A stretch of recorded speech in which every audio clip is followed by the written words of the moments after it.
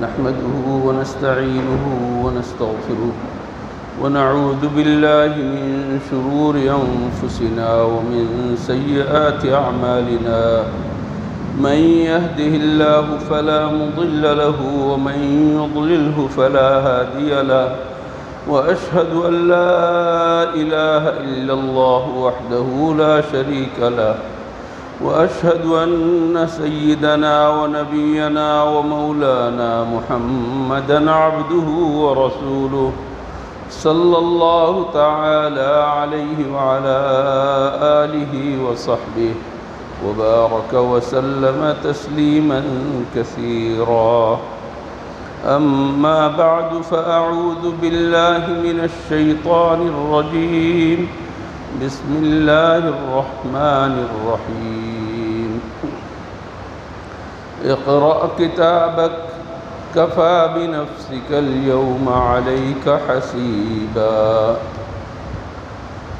وقال رسول الله صلى الله عليه وسلم لن تزال قدم عبد يوم القيامة حتى يسأل عن 4 خصال: عن عمره فيما أفناه، وعن شبابه فيما أبلاه، وعن ماله من أين اكتسبه وفيما أنفقه، وعن علمه ماذا عمل به، أو كما قال عليه الصلاة والسلام.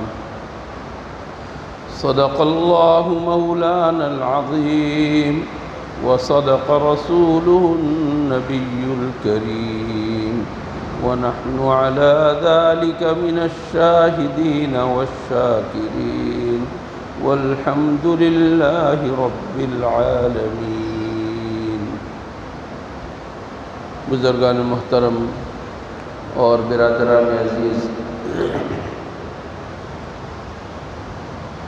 قرآن کریم کی ایک چھوٹی سی آیت میں نے آپ کے سامنے تلاوت کی اور حضور اکرم صلی اللہ علیہ وسلم کے ارشادات میں سے ایک پاک ارشاد آپ کو پڑھ کے سنایا.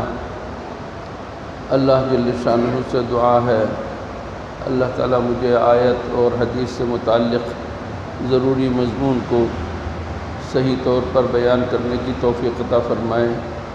ہم سب کو قرآن کریم پر اور حضور اکرم صلی اللہ علیہ وسلم کی تمام تعلیمات اور ہدایات پر مکمل عمل کرنے کی توفیق عطا فرمائے. میرے دوستوں اور بزرگوں، ذی الحجہ کا مہینہ ختم ہو رہا ہے. ذی الحجہ کا مہینہ اسلامی سال کے مہینوں میں سب سے آخری مہینہ ہے. اس کے بعد نیا سال شروع ہوگا. یوں تو ایک سال کے ختم ہونے اور دوسرے سال کے داخل ہونے سے ہمیں کوئی مطلب نہیں ہے کہ ہمارے ہاں کوئی سالگرہ کا تصور نہیں، کسی برسی کا تصور نہیں، نئے سال کی عید منانے اور خوشی منانے کا کوئی تصور نہیں ہے. لیکن میرے دوستو، میں صرف ایک بات پر متنبہ کرنے کے لیے اس بات کو ذکر کر رہا ہوں کہ مہینہ آخری مہینہ ہے. اس کے بعد ایک دوسرا سال شروع ہو جائے گا محرم کے مہینے سے. ہمیں جائزہ لینے کی ضرورت ہے کہ ہم اپنی زندگی کس طریقے سے گزار رہے ہیں. 1 سال گزر رہا ہے، 2 سال گزر رہے ہیں، 3 سال، 4 سال، کسی کے 24-25 سال گزر گئے، کسی کے 70 سال گزر گئے، کسی کے 60 سال گزر گئے. سوال یہ ہے کہ ہم نے ان 60 سال کی عمر کے اندر ہم نے کیا کیا؟ اللہ جل شانہ فرما رہے ہیں اولم نعمرکم ما یتذکر فیہ من تذکر.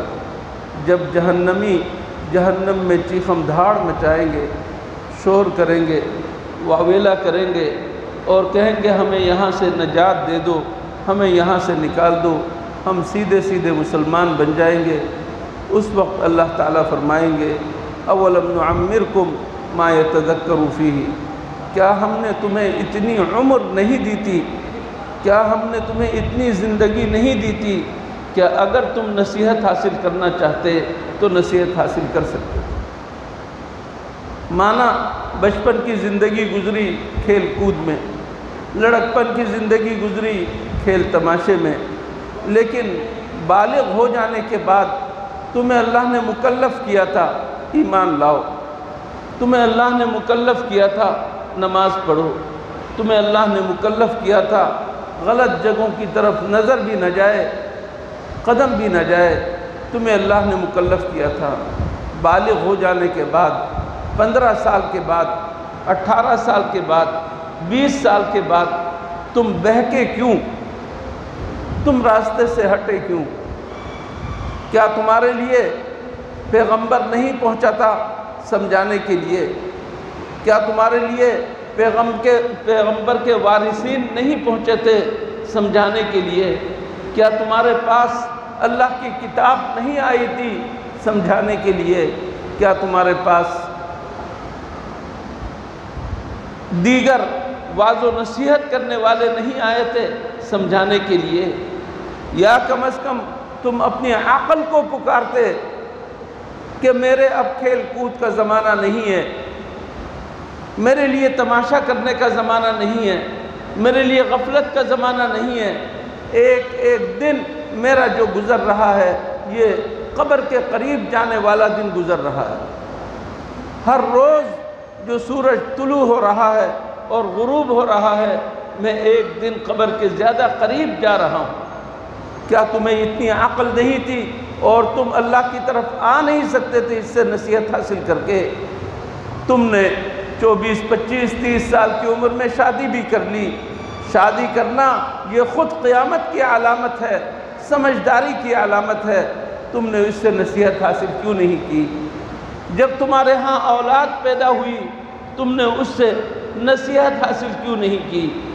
جب تمہارے ہاں پوتے اور نواسے پیدا ہوئے تم نے اس سے نصیحت حاصل کیوں نہیں کی؟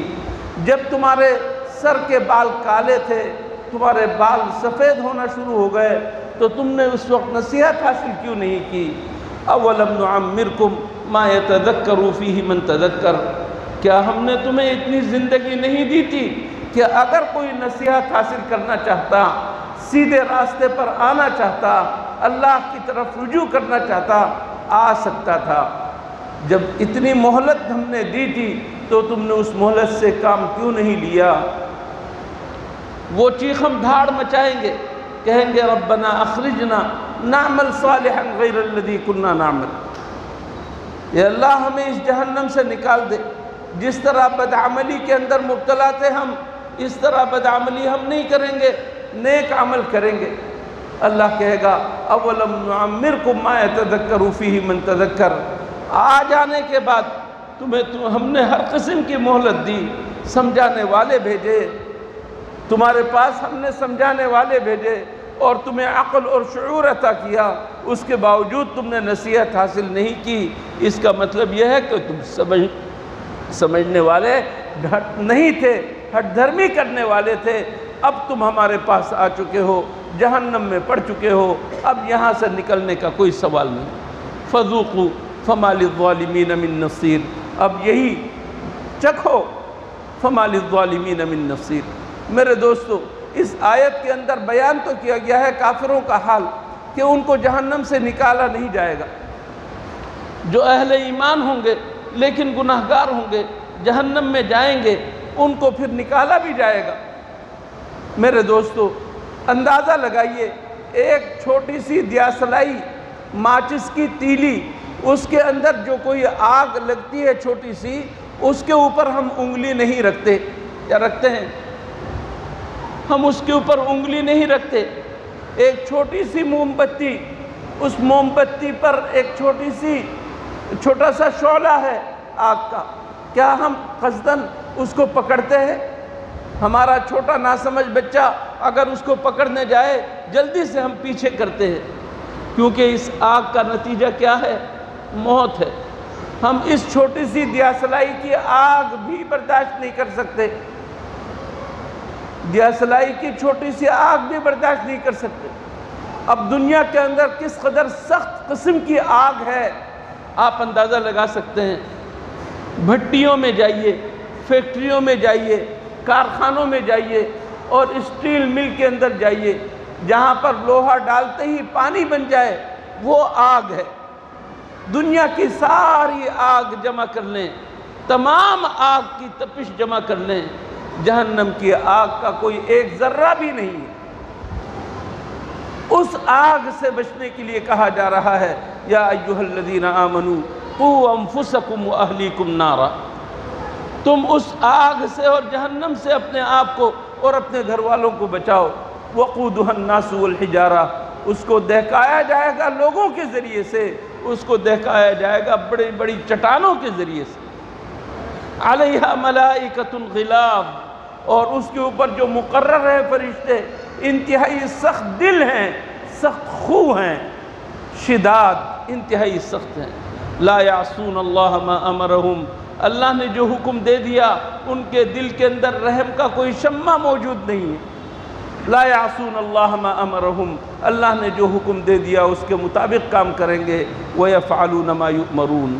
میرے دوستوں اور بزرگوں، دنیا کے اندر اللہ نے ہمیں قرآن کریم میں اس قدر کھول کھول کے بیان کر دیا، اللہ کے رسول صلی اللہ علیہ وسلم نے کھول کے بیان کر دیا، بتلا دیا کہ تمہارے ساتھ فرشتے موجود ہیں اور یہ فرشتے میرے چوکیدار ہیں، اور تمہارا سارا ریکارڈ اور ڈیٹا جمع ہو رہا ہے۔ لوگ پہلے سمجھتے نہیں تھے کہ ڈیٹا کیا چیز ہے، اعمال کو کیسے لکھا جائے گا، کہاں لکھا جائے گا، اتنے بڑے بڑے رجسٹر کہاں سے آئیں گے، فرشتے اتنی ساری چیزیں کیسے لکھیں گے، وغیرہ وغیرہ۔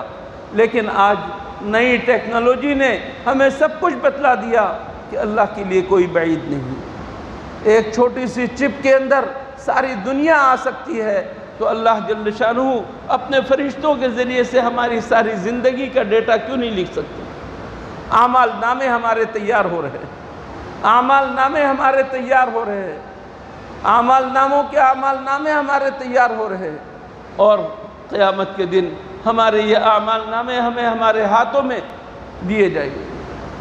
یہ اعمال نامے ہمارے ہاتھوں میں آئیں گے، کسی کے دائیں ہاتھ میں خوش قسمت ہوں گے، کسی کے بائیں ہاتھ میں انتہائی بدبخت ہوں گے، اور اللہ کی طرف سے حکم ہوگا اقرأ کتابک، یہ اعمال نامہ ہے تمہارا، تم خود پڑھ دو، اس کے اندر انصاف تمہارے ہاتھ میں ہے، فیصلہ تمہارے ہاتھ میں ہے، کسی اور منصف کو انصاف کرنے کی ضرورت نہیں ہے۔ اس اعمال نامے میں تمہاری نیکیاں کتنی ہیں وہ بھی مذکور ہے، اور اس کے اندر تمہاری بدیہ اور بدعمالیاں کتنی ہیں وہ بھی مذکور ہے۔ ہمارے ہاں انصاف ہے، کسی قسم کا کوئی ظلم نہیں ہوگا، اور میزان میں ہم اس کو رکھیں گے، تمہارے نیک اعمال کو بھی رکھیں گے، تمہارے برے اعمال کو بھی رکھیں گے۔ جس کا پلڑا ذرا بھی بھاری ہوگا وہ کامیاب اور وہ ناکام۔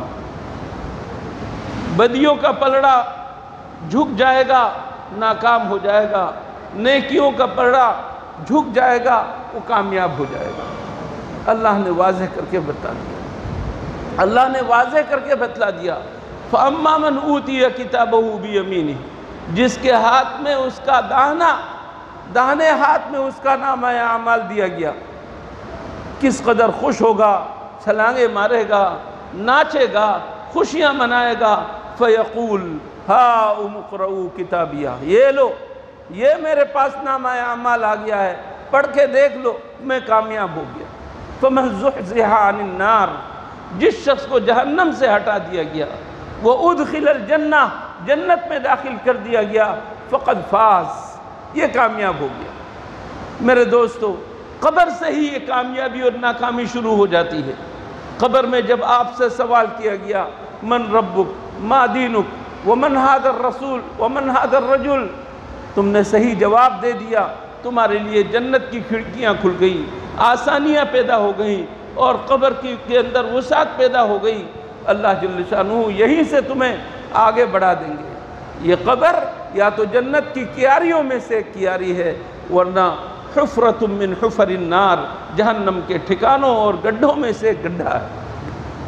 میرے دوستو، سال ختم ہو رہا ہے، مہینے ختم ہو رہے ہیں، دن کے دن ختم ہو رہے ہیں، روزانہ سورج طلوع ہو رہا ہے غروب ہو رہا ہے، کبھی ہم نے سوچا اس سورج کے طلوع ہونے اور غروب ہونے کے ساتھ ہمارا بھی کچھ تعلق ہے یا نہیں؟ ہم تو یہ سمجھتے ہیں یہ خدائی کاریگری ہے کہ اللہ سورج کو یہاں سے طلوع کر رہا ہے اور ادھر غروب کر رہا ہے، ہم نے یہ سمجھ لیا ہے کہ اللہ کا نظام ہے۔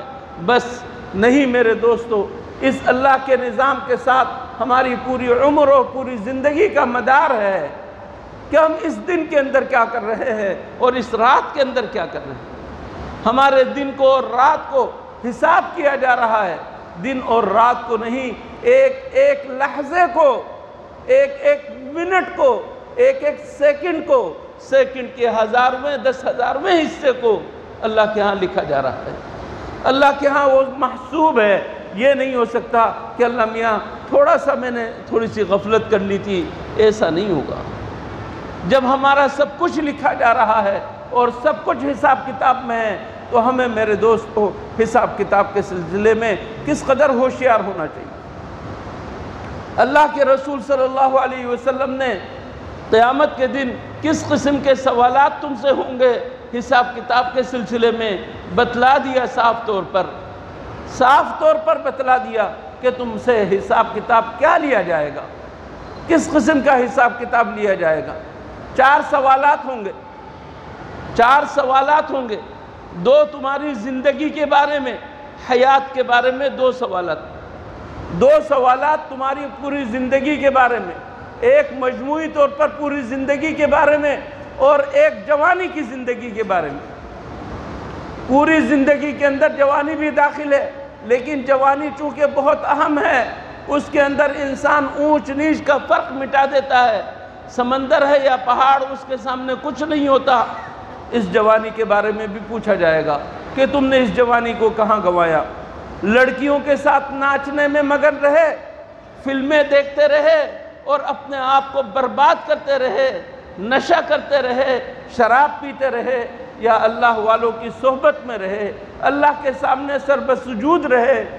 ہم نے تو تمہیں ترغیب دی تھی، تم اگر اپنی جوانی کو ہمارے دربار میں گزارو، شاب نشأ فی عبادت اللہ کی عبادت میں جو نوجوان اپنی زندگی گزارے گا، اللہ کے عرش کے نیچے اسے جگہ ملے گی۔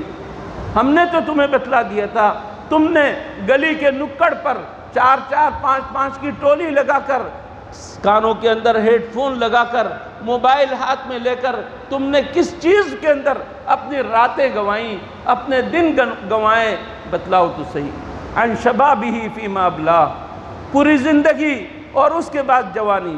میرے دوستو، صرف اور صرف یہ لفاظی نہیں ہے، یہ صرف آپ کو سنانے کے لیے الفاظ نہیں ہیں۔ میرے دوستو، ان باتوں کو اپنے دل کے اندر جگہ دو اور اپنے دل سے سوال کرو کہ میں نے اپنی جوانی کہاں گنوائی، میری جوانی کہاں گزر رہی ہے۔ جوان میرے بھائیوں، میرے بیٹوں، خدا کے واسطے اپنے آپ سے یہ سوال کرو، یہ وقت جو تمہارا گزر رہا ہے یہ انتہائی اہم ترین ہے، پوری زندگی میں سب سے اہم ترین وقت، بالغ ہونے کے بعد سے لے کر 30-40 سال تک کا یہ عرصہ ہے۔ یہ عرصہ تم کس چیز میں گزار رہے ہو، تمہارے کنٹرول میں ہے یا بے بس ہو چکے ہو، تم گناہوں کی لت میں پڑ چکے ہو یا یہ کہ اللہ کی طرف آنے والوں کی طرف تم متوجہ ہو۔ میرے دوستو، جو کنٹرول میں نہیں رہے ان کے لیے وقت موجود ہے، ان کے لیے اللہ نے اتنے سارے پیغامات رکھے ہیں کہ آؤ میری طرف، آؤ میری طرف، آؤ میری طرف۔ تم بت پرست ہو، تم مشرک ہو، تم گناہگار ہو، تم شراب نوشی کرنے والے ہو، تم زناکار ہو، تم بدکار ہو، تم قاتل ہو، میری طرف آؤ، توبہ کرو، میں تمہیں سینے سے لگانے والا ہوں، میں تمہیں اپنے دامن میں پناہ دینے والا ہوں۔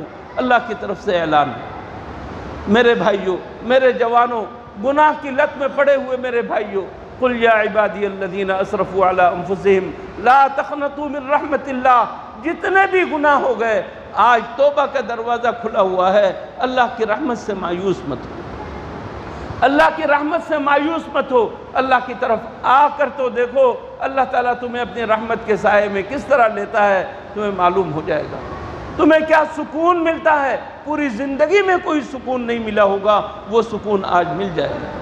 کتنے سارے ہمارے شوبز کے ساتھی ہیں، زندگی بھر انہوں نے فلموں میں کام کیا، اداکار ہیں، اداکارائیں ہیں، گلوکار ہیں، گلوکارائیں ہیں، ایکٹر ہیں، ایکٹریس ہیں، لیکن جب ان کو اللہ تعالیٰ ہدایت دیتا ہے اور اللہ کی طرف آتے ہیں تو ان کو جو سکون محسوس ہوتا ہے اس بھری پوری دنیا میں کہیں پر وہ سکون محسوس نہیں ہوتا۔ یہ ایک حقیقت ہے، جس قدر انسان گناہوں کے اندر مبتلا ہوتا ہے بے سکونی بڑھتی رہتی ہے، عافیت چھین لی جاتی ہے، اللہ کی مدد اس سے نکل جاتی ہے، لیکن جب وہ اللہ کی طرف ایک قدم بڑھاتا ہے اللہ 2 قدم بڑھاتا ہے۔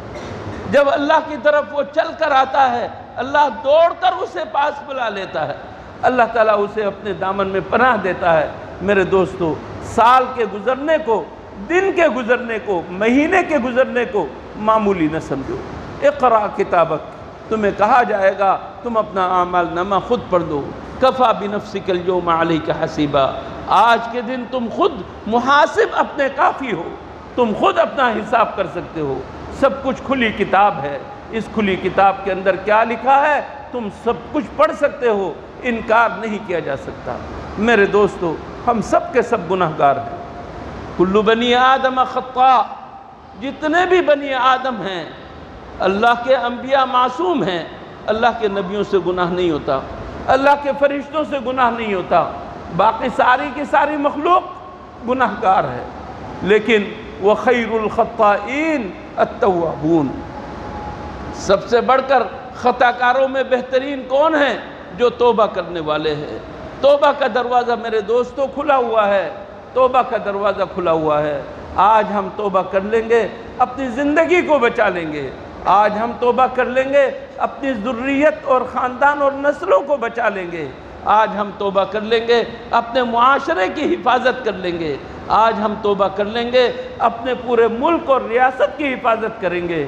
میرے دوستو، میرے بھائیوں، خاص طور پر میرے جوان بھائیوں، خدا کے واسطے دنوں کے گزرنے کو معمولی مت سمجھو، اپنا محاسبہ کرو، اپنا محاسبہ کرو۔ کسی بزرگ نے فرمایا ہے حاسبو قبل ان تحاسبو، جب تمہارا حساب کتاب قیامت کے دن ہوگا اس سے پہلے پہلے اپنا آڈٹ کرا لو، اپنا محاسبہ تم خود کر لو، اپنے پورے دن کا حساب کتاب روزانہ کے روزانہ حساب کتاب کر کے سو، یہ نہیں کہ چھوڑ دو، اپنا حساب کتاب کرو، آسانی ہو جائے گی قیامت کے دن جب تم اپنا حساب روز کے روز کرو گے، اللہ سے معافی مانگ کر مرو گے، اللہ مجھے معاف کر دے، مجھ سے گناہ ہو گیا ہے، پاک صاف ہو گئے۔ اگر رات میں مر گئے پاک صاف گئے، وہاں کوئی حساب کتاب انشاءاللہ نہیں ہوگا۔ میرے دوستو، یہ دن، یہ رات، یہ جو گزر رہے ہیں یہ ہمارے لیے عبرت کا سامان ہے، یہ ہمارے لیے سبق ہے، ہمارے لیے اس کے اندر بہت ساری عبرتیں پوشیدہ ہیں، اس سے عبرت حاصل کرنے کی ضرورت ہے۔ اللہ تعالی ہمیں عبرت حاصل کرنے کی توفیق عطا فرمائیں، اپنی زندگیوں کو کام میں لانے کی توفیق عطا فرمائیں۔ توبہ اور استغفار کی ضرورت ہے، اس کی طرف توجہ کرنے کی توفیق عطا فرمائیں۔ وآخر دعوانا ان الحمد للہ رب العالمین۔